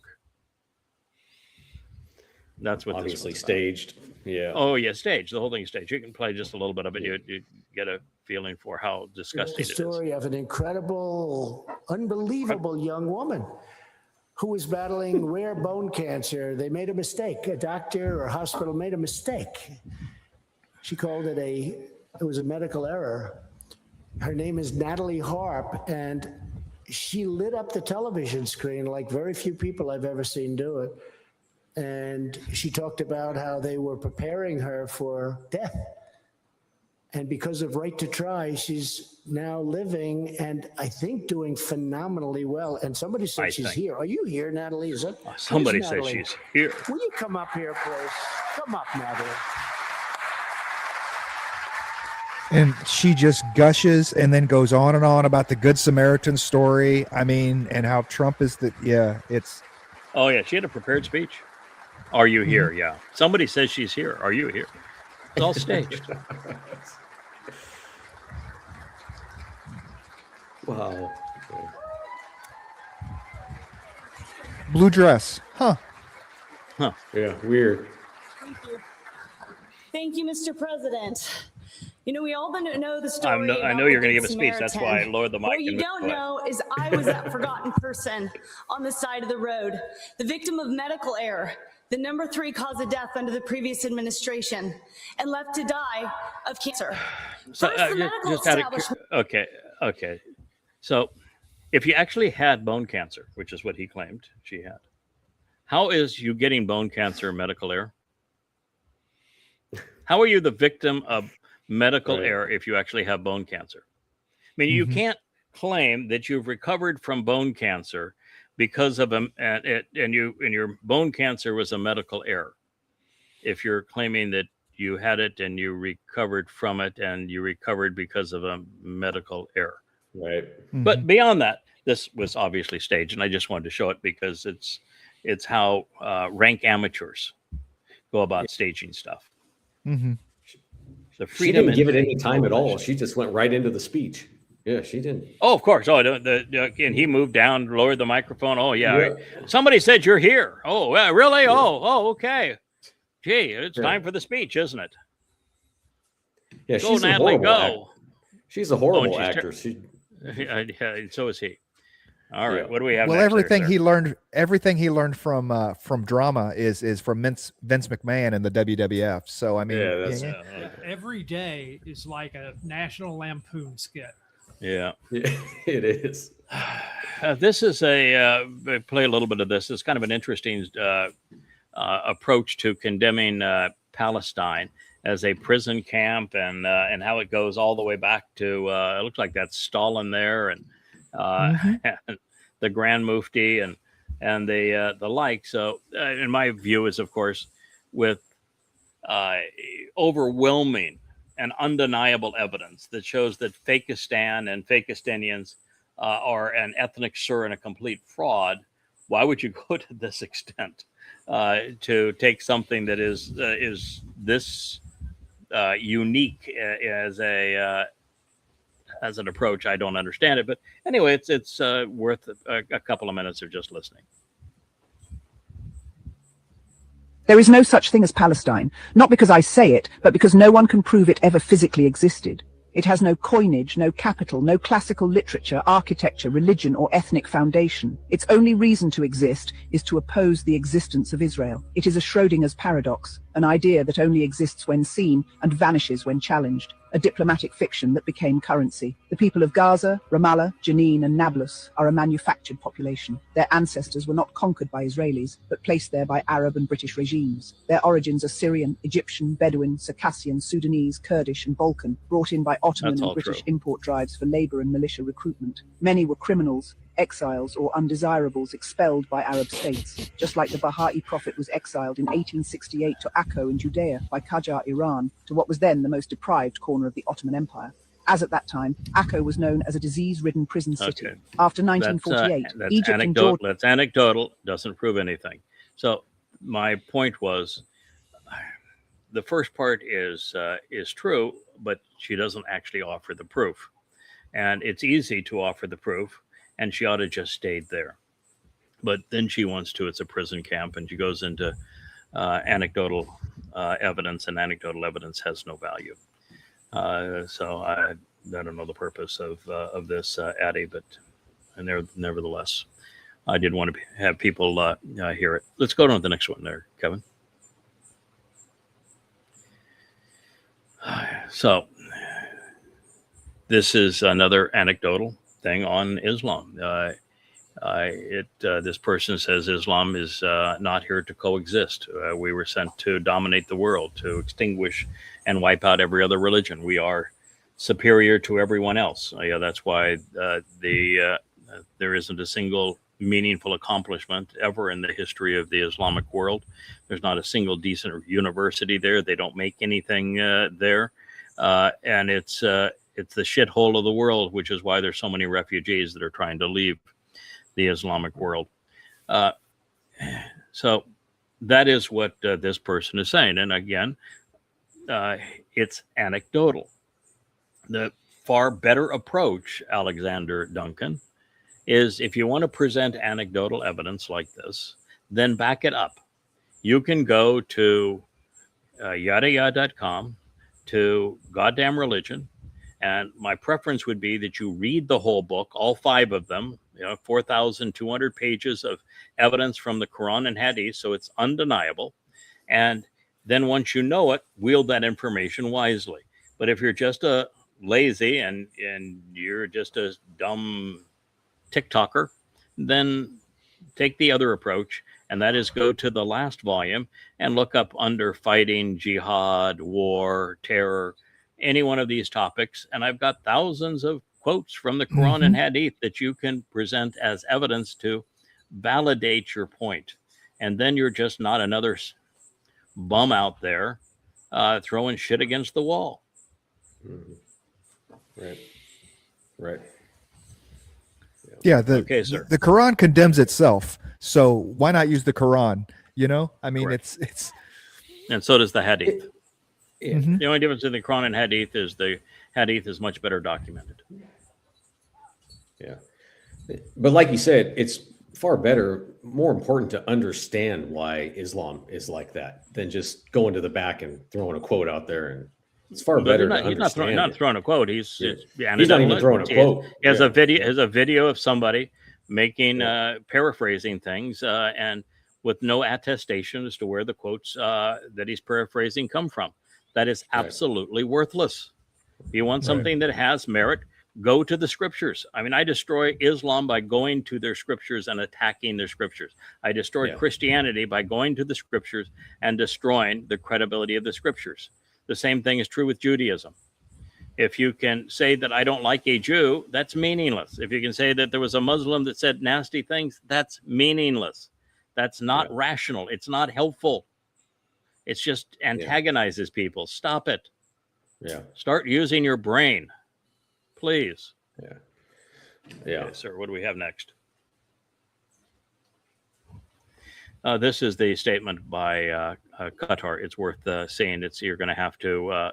Well, actually, it has a translator, so you can listen to the woman say it. She is actually going to say that the only solution is returning to the memorandum of understanding. It's going to praise the situation, the negotiations between Iran and Oman to open the Strait of Hormuz back up under, obviously, their toll system, but that the war has to end, and it's got to end on the basis of the memorandum of understanding, which he's very clear to say that was broken, and obviously he knows who broke it. So this is Qatar absolutely eviscerating Donald Trump in the United States. And with agreeing with the MOU, saying that the United States needs to get out of the Middle East. Yes, they need to leave. That is correct. So we're U.S. is screwed on. Has not only lost the war against the eastern side of the Persian Gulf, it has now lost the war against the western side of the Persian Gulf, against both Sunnis and Shia. We watching? Yes. I want you to listen. First of all, regarding how to describe the region, let me confirm a few points. First, the ongoing efforts is focusing on de-escalation and ending the war. Now we are talking about an escalation that took place recently that included what happened regarding the violation of the ceasefire and the tensions at the Strait of Hormuz, the closure of the Strait, etc. So we are focusing on this issue and making sure we go back to what has been mentioned in the MOU and going back to the negotiations efforts. These are ongoing efforts, as I said, but we are still waiting to reach an agreement between Sultanate of Oman and Iran regarding the Strait of Hormuz. And this, as I said, will help us to go back to negotiations. However, we need to confirm as well that the conflict as we see it now, or the crisis, represents a threat for everyone. And we are not here implementing in a normal way what has been mentioned in the MOU. We are not implementing the roadmap as of now. However, as far as we're concerned, we continue to implement or exert efforts, and we believe that the only way to move forward is a ceasefire, the opening of the Strait of Hormuz, and going back to normal or freedom of navigation, and going back to the negotiations. The only way to go forward is the MOU. 300 billion upfront to the Iranians, 325 more for the repatriation of the stolen assets. United States evacuates the Middle East and there's no more petrodollar. Israel is checkmated and cannot defend itself and cannot engage in any conflict, and is totally and completely left out and betrayed. Can't even engage in Gaza or Lebanon or any place else in the world. And then the Strait of Hormuz, according to the MOU, is controlled entirely by Iran. All they have to do is negotiate with Oman, but nevertheless, the strait is controlled entirely by Iran, and they can tax whatever they want. That is what that agreement said. And there is Qatar, one of Trump's absolute favorites. And he's telling the world that Trump violated the MOU, and he needs to get back to it. He needs to end this damn war, and the only solution is in the MOU, which is American surrender. Yeah. Surrender, and their buddies want to surrender too. Yeah, I don't think you can get more devastating than that. Yeah. And of course, you have UAE is sending emissaries to Tehran to negotiate a similar kind of an arrangement. And Saudi Arabia is all over BRICS at this point. It's over for the U.S. It's lost, and it crashed its own economy in the process. Countries are tired of getting missiles lobbed at them. I mean, they're just. Or America making promises that it bails out on, which is exactly what the prophets told Israel would happen regarding Rahab, Donald Trump. Says you're going to make concessions because he's going to make promises to defend you. When it comes time to defend you, he's going to do nothing. Yep. And that's exactly what happened with the Arab fiefdoms on the western side of the Persian Gulf. America abandoned those bases. Those bases got destroyed. They were completely wiped out.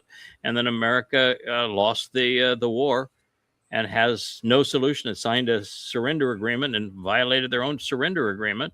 And so now he's gotten, we'll have to at least go to the point we see his post of the day.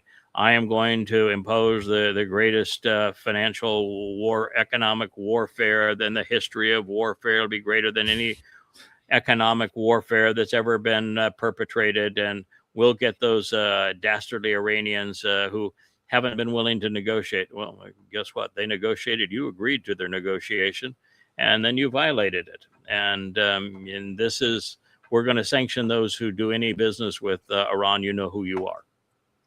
Oh, by the way, the largest, well, let's see if we can find that one. The largest business dealings with Iran are with China and Russia, both of which are impervious to U.S. sanctions.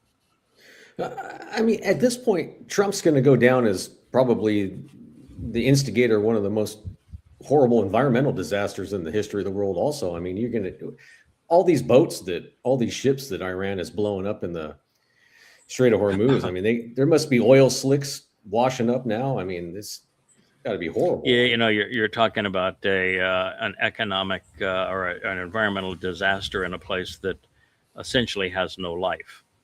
Right. So, but yes, it is certainly an environmental disaster of what's going on there. But it is a place devoid of life. We've got Kevin trying to find our. I think that one next one right there. I think that's that one is it right there. Okay. So we'll have to bring up what Trump wrote so we can see it. It's the lower part of it. Yeah, there it is. Yep. Hard for me to read at this point, but that's as big as I guess it's going to get. So it begins by. Is that better? Oh, there we go. Okay. So this is the Trump social post, and it is a verifiable post. This is a copy of it, but I was able to verify he actually wrote these words and posted them, or Natalie did. No one has given the Islamic Republic of Iran greater opportunity to take a deal than me. Now it's no longer make a deal. I think that's take a deal. Well, maybe it's make. It's make. Okay, make a deal. Okay, make a deal. Well, let's begin there then, Mr. Me. They have offered you they offered you actually 3 agreements. Before you bombed them, they offered to surrender all of their enriched uranium, and you bombed them the next day. That was pretty stupid. Then you made a big fuss of how you've agreed to terms. Everything has been worked out. It's all based on the 10-point plan, and we've agreed to all of it.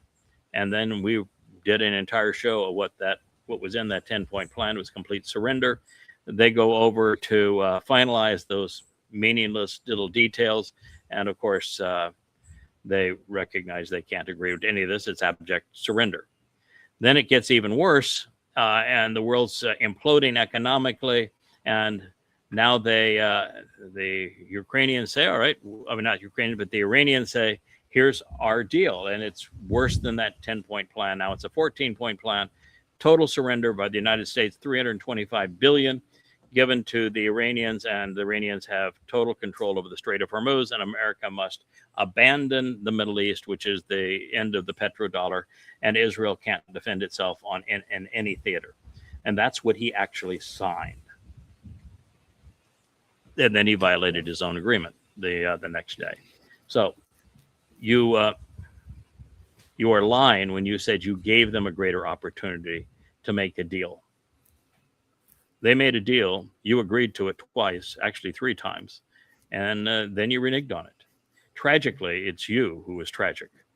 And why would you capitalize it? For them, they have failed to take it. So what did they fail to take? Every deal that has been discussed has been the one that they have offered the United States, which is surrender terms for the United States. And it's you who have taken it twice and then rejected what you have accepted. Therefore, today I am announcing, this is all in caps again. The head tweet, it must be the Capital Girl. Most crushing economic operation ever taken against any country. So this is a crushing economic operation. By the way, if you're going to have a crushing economic operation, who are the victims? The people, the people that live in that economy, not yes. citizens of that, not the leaders. Right, the citizens of that country. So you're going to try to crush economically the citizens of Iran. These were the same citizens you incited to rebel against your government and said that you're going to have their back. You just keep right on rebelling, and now you're telling them, boy, I'm going to crush you like you've never been crushed before. That's only Satan can make that kind of a statement and put it in all caps and put an exclamation point at the end of it. This will be economic warfare, which is illegal, and isolation on an unprecedented scale. Their navy is gone. We're back to this again. And by the way, they never had a navy. What they have is fast boats that lay mines and that act as torpedoes to sink ships, and they're working very well, thank you very much. And America hasn't even dented the quantity of them. So their neighbor is gone. That is an absolute lie. They never had an air force. They don't want an air force. What they have instead are missiles and drones, and they have more of them now than when they started the war. So that point is a lie. Their military factories are now rubble. That's not true. They are distributed, and they are buried, and they're all operational. That part's a lie. Their currency is worthless. Well, you are definitely having an effect on their currency. That is, but by the way, if you want to, what they say that you shouldn't throw stones if you live in a glass house. Your currency, sir, is also worthless. Their country is hanging by a thread, as is yours, based upon your policies, piece of shit. Today, I'm also announcing that any country that allows financial institutions, businesses, then this is why would this be also if this is his plan? Right. So this is it the planner? It's not also if this is your plan, your economic warfare, that I'm announcing that any countries that allows its financial institutions, businesses, airports, or government entities to provide any type of lifeline to Iran will face tremendous economic consequences. Well, Iran is part of BRICS. In fact, they're now part of the BRICS Bank, which means every country that is part of BRICS is doing that. That would include Russia and China. And the last time you tried to play economic warfare with China, you got your clock cleaned. I was going to say the big C on the end. Yeah, anybody that tries to play gamesmanship economically with China, you're done. I mean, China is absolutely insulated from any negative consequence and can deliver a blow that would bring a country to its knees. So you can't do that. And by the way, India is part of BRICS, so you can't isolate them either. Brazil is part of BRICS, and you can't go to war with all of South America. And South America is far more in bed with the Chinese than they are with you. And so that plan you cannot do because they're part of BRICS, and BRICS is eating your lunch. Oil smuggling, although you can be a pirate and you can steal tankers. But you can't smuggle oil, but you can be a pirate and steal tankers. But we don't have a hypocrite in the White House, do we? Swap lines. The swap lines are run by Qatar and United Arab Emirates. Those are the two that that have the black market on Iranian oil, and have for years, and they're your only remaining allies. And you just heard one of them say, "We're done with you, Trump," and the other one sent envoys to Tehran 2 days ago to say, "We're done with you, Trump." So you can't do that, because now you would absolutely crush what little remains, the thread of your petrodollar, as well as exchange houses, which is BRICS, and ship registries and front companies. By the way, America doesn't have a ship registry anymore. The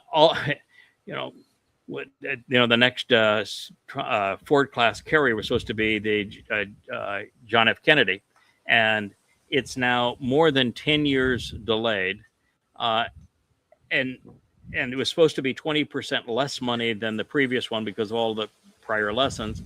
The previous one is in dry dock for the next 2 to 3 years. We have 2 other carriers that are in dry docks just for quick retrofits, and 4 or 5 years later, they're still in dry dock. America can't even maintain its Navy, can't even keep the rust off of them, can't keep the toilets and the laundries working, can't keep them with food and sanitary goods.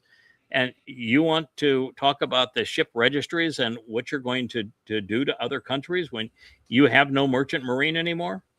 Mm-hmm. All it needs to stop now. And because I wrote now in capital letters, you better do what I'm telling you. It needs to stop now. And you know who you are.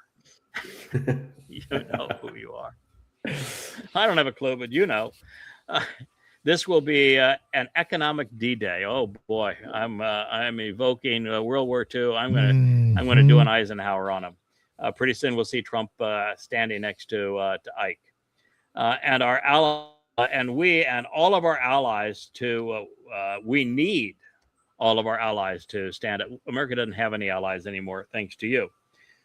With the United States of America to isolate and defeat the Iran threat. The rest of the world is with Iran and not with America. Sorry, but that's what you've done. These maniacs, no, the maniac is in the White House. Are on the ropes. Yeah, yes, you are. Yep. Will bear these historic measures, all in caps again, and it's going to cripple them. These measures are not against them, and you can't impose it on anybody else because you have no control over anybody else. And every time you've tried sanctions on them, including the Arab Sunni fiefdoms, you're shooting yourself in the foot. And their ability to project terror worldwide. Iran will never have a nuclear weapon. They didn't have a nuclear weapon. They're going to have one now, but they didn't have one in the past. Thank you for your attention in this matter. Now, in all caps, thank you to the head tweeter.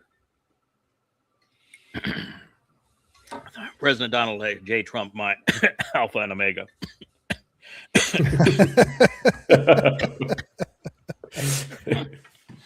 And the shit that I wipe every day. Yes. Both hands. I'll leave you with that. If you think that is the voice of a sane man, if you think that's the voice of some who is not demonic, then you're probably a MAGA. Yeah. And I pity you. Yeah, you have to be. Yeah. You have to be. I pity you. You all right, my be. friends. Yeah, we're at 2 hours. No, it's always great to have you. I see you moved inside. You got a little hot, I guess, there outside there, or wherever. I had an awful sun reflecting on my face, and I couldn't take it anymore. So I moved. over. Yeah. No, I saw that. I like the fact you're making the effort to be outside. It's you can see you go outside, your hair blows all I wish my hair blew. Yeah, well, that's true. In your case, you wouldn't have that problem. No, I don't have that problem. Yeah. No, to beat the wind. But it's a good mustache you got going there anyway. I know. I've been curating this mustache for a while. So, how are you guys going on your program on the words, the letters, the grammar, the insights, the vocabulary, the lexicon of Hebrew? Yeah, it's going to be a great program. We're getting closer. As you know, Kirk is a little tied up at the moment, getting things sold. I've been busy, so Perry is is he's making great working progress with us. Yeah, Perry's Yeah. making Yeah, great he's making great progress. And progress. we're going to have Yeah. some great shows with Perry's research, and Yep. once we get lined up here, we're gonna nail it. Okay. So it's gonna be great. Yeah, I know. Yeah. Kirk's moving. He's moving into the Santa Rosa foothills. It's a really pretty place that he and Sylvia have acquired. Are you making any progress in the sale of your winery? Yeah, as you know, so we did sell, and we did move to a lot smaller place. We're still in Southern Oregon, but we did sell, and so you're out of it. You're out of it now. Okay, we're out of All it right. now. Yeah. All right. So and I have a little what is more the time. current? Oh, that's good. All right. Well, it's excellent. Thank you, Kevin. It looks like we got a decent feed from the new Starlink antenna. We now have 2 of them. We may end up with 3 of them. We're going to see if we're going to blend them together or what we're going to do. But at this point, we do have our second Starlink account, and it seemed to work fairly decently. We'll see how things progress. But so far, so good. All right, gentlemen. Thank you. Always great. Thank you. Hey there, thanks for tuning in. That was Fetch. Gotta run now. Catch y'all on our next podcast.